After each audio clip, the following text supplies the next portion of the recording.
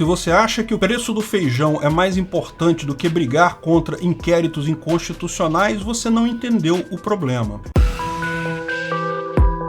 Esse é o Visão Libertária, sua fonte de informações descentralizadas e distribuídas. Houve manifestações enormes em várias capitais brasileiras nesse último 7 de setembro. No Rio de Janeiro, onde eu participei, as ruas de Copacabana estavam tomadas, não apenas a orla, mas mesmo o trânsito pelas vias internas estava complicado. Quem tentou chegar de carro ou táxi ficou preso. Na orla, desde o posto 4 até o posto 5, uma distância de aproximadamente 800 metros, as duas pistas da Avenida Atlântica estavam tomadas de gente, com 8 carros de som. Mas mesmo antes do posto 4 e depois do posto 5, tinha muita gente ainda. Imagens aéreas mostram grandes aglomerações desde o posto 3 até o Forte de Copacabana. Uma estimativa simples feita por mim mesmo com base na avaliação de concentração de população do Dr. Kate Steele, considerando 4 pessoas por metro quadrado no local mais lotado, diminuindo para 1 por metro quadrado nos locais mais ou menos e 0,5 nas ruas internas, temos uma estimativa de mais de 500 mil de pessoas no Rio de Janeiro. Em Brasília, uma parte considerável da esplanada dos ministérios foi tomada de gente desde a Alameda dos Estados até a altura do Ministério da Defesa, completamente tomado, mas ainda tinha muita gente até a transversal do Ministério da Economia.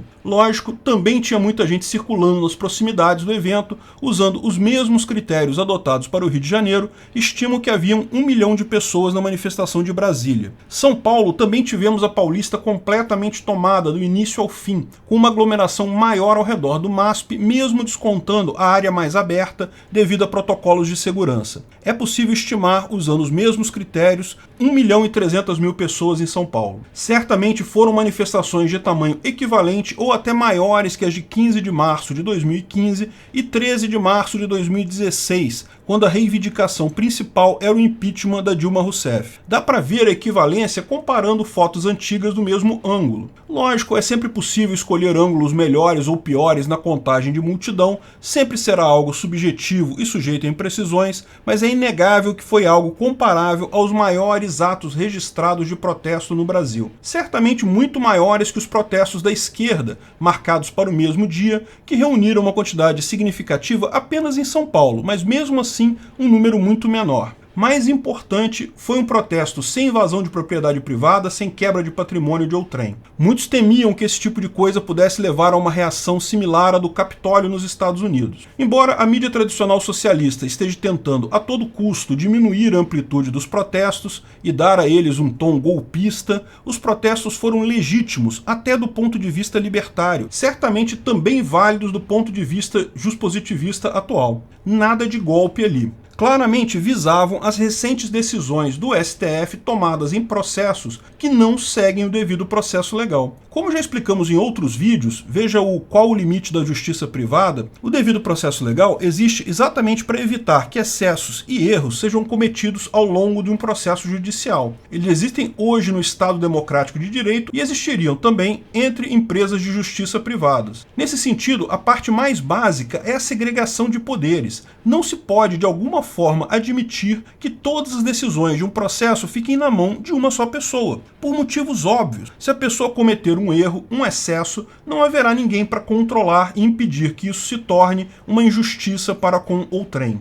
Por isso, no juspositivismo brasileiro, a iniciativa de todo o processo deve ser do Ministério Público e o controle do juiz encarregado do caso, que deve ser sempre sorteado para evitar favorecimento. Além disso, no devido processo legal, nenhuma punição é cabível antes da condenação do acusado, inclusive prisão. Não precisa necessariamente ser a condenação em última instância, mas é preciso haver pelo menos uma condenação. Para que aconteça aquela condenação, o usuário deve antes ter direito ao contraditório, isso é, ele deve ter acesso a exatamente o que ele está sendo acusado, de forma que ele possa se defender de todas as acusações feitas. Também deve ter direito à ampla defesa, ou seja, qualquer novidade ou alteração nas informações, ele deve ter prazo para preparar sua defesa e apresentá-la sobre o meio que julgar mais conveniente. Em dúvida, privilegia-se sempre o réu, porque o sistema é sempre muito mais forte que que o indivíduo. Todos esses controles decorrem da experiência de muitos anos de cortes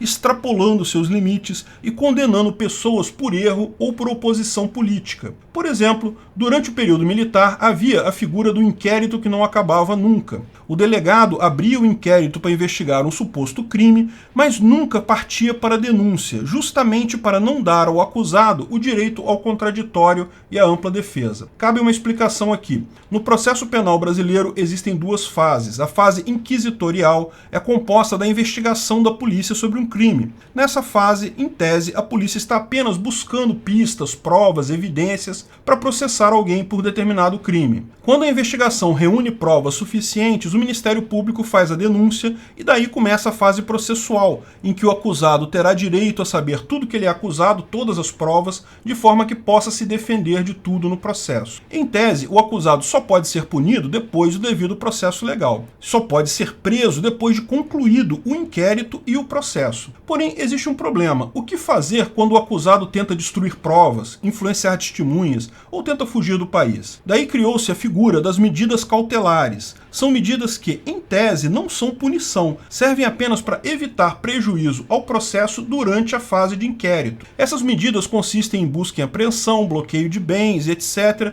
e também prisão preventiva. Veja, isso não era para ser usado como punição à pessoa acusada, é para ser usado apenas para garantir que as provas sejam colhidas de forma adequada, punição só depois do processo. Mas o que faziam os delegados na época da ditadura? Eles abriam inquéritos e ficavam usando medidas cautelares para punir pessoas que achavam serem culpadas. É fácil acusar alguém de estar tentando destruir provas ou de estar tentando fugir do país ou coisa do gênero. Assim, eles conseguiam prender líderes estudantis, jornalistas, qualquer pessoa que, por qualquer motivo, achassem que merecia punição. Tudo sem o devido processo legal. A maior parte das mortes absurdas e torturas que você ouviu falar da época da ditadura militar foram assim, com inquéritos intermináveis que nunca eram transformados em processo, porque se fossem transformados em processo, daí o acusado teria o direito ao devido processo legal, poderia se defender. Ao contrário, usava-se medidas cautelares durante o inquérito para punir as pessoas. Isso, infelizmente, é muito comum em vários regimes ditatoriais, mas é um absurdo completo. Tanto que, na Constituição de 1988,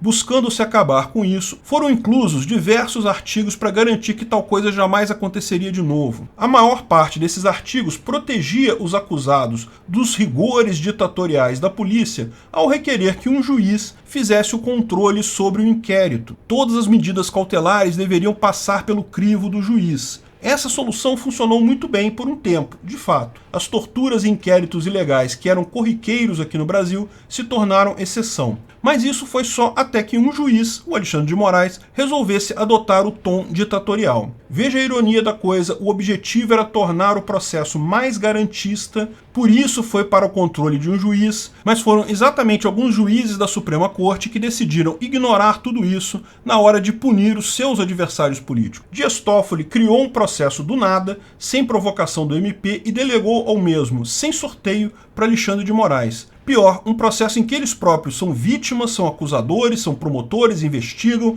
indicam vítimas, decidem quem vai ser preso. Agora ficamos com um processo que está indefinidamente, pelo menos há mais de um ano, em fase de inquérito, com um monte de medidas cautelares sendo usadas para punir pessoas aleatoriamente. Ninguém é denunciado porque de fato não há crime algum, se trata puramente de perseguição política. E o juiz continua agindo como um ditador sem qualquer controle de quem quer que seja. Você poderia imaginar que pelo menos não há tortura dessa vez, né? Pois é, mas veja o caso do Oswaldo Eustáquio, que alega ter sido torturado na prisão e hoje anda numa cadeira de rodas. Não é em nada diferente a acusações dos anos de chumbo. Aquelas pessoas que acham que tudo isso tá ok, que não é nada demais, que o preço do feijão é mais importante que isso, tomem cuidado. Hoje podem ser seus adversários políticos sofrendo na mão de um juiz sem nenhum controle. Pode até ser divertido ver eles se fuderem, não é mesmo? Mas cuidado, amanhã pode ser você. E se todos os outros que você não gosta já tiverem sido silenciados por esse processo absurdo, não vai ter ninguém para te defender quando chegar a sua vez, meu amigo.